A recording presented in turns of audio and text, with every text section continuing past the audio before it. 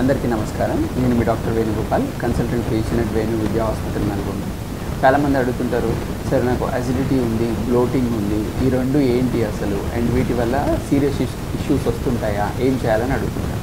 So usually acidity అంటే ఏంటంటే, so మనకి irregular diet habits and late nights తీసుకోవడము, స్లీప్ లేకపోతే మనము స్పైసీ కానీ జంక్ ఫుడ్ కానీ తీసుకున్నట్లయితే వీళ్ళకి స్టమక్లో సెక్రీట్ అయినటువంటి యాసిడ్ ఏమవుతుందంటే రిఫ్లెక్స్ వచ్చేసి పైకి వచ్చేసి ఈసోఫాగస్ లోయర్ ఎండ్ దాకా ఒక్కొక్కసారి వచ్చేసి వీళ్ళకి రిట్రోస్టర్నల్ అంటే చెస్ట్ మధ్యలో బర్నింగ్ సెన్సేషన్ కానీ బెల్చింగ్స్ టేపుల్ కానీ ఇలాంటివన్నీ ఉండేటివంతా కూడా అసిడిటీ కిందికి వస్తుంది.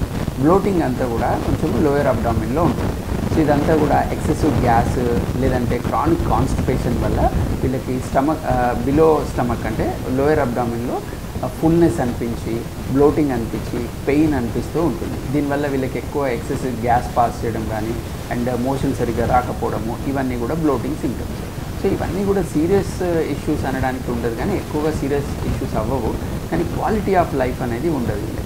సో ఎక్కడికైనా ట్రావెల్ చేయాలన్నా ఏదైనా వర్క్ చేయాలన్నా కాన్సన్ట్రేట్ చేయలేరు, ఫ్రీక్వెంట్ డిస్టర్బెన్సెస్ ఉంటుంటాయి. వాళ్ళ యొక్క quality of work, quality of life, quality of sleep ఇవన్నీ కూడా డిస్టర్బ్ అవుతూ ఉంటాయి. కాబట్టి వీటిని లాంగ్ టర్మ్లో మనము సీరియస్గానే కన్సిడర్ చేయాల్సి ఉంటుంది.